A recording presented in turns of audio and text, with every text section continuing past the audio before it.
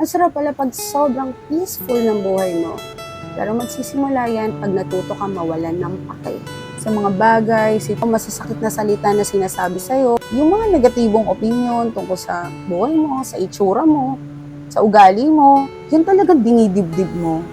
Yung talagang malaking impact sa'yo.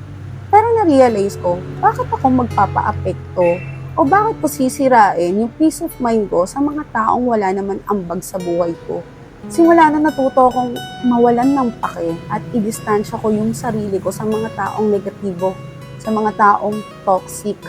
Kaya simula nun, sabi ko, bakit ko sasayangin yung energy ko, yung oras ko sa mga taong toxic na hindi naman nakakatulong sa pang-araw-araw ko.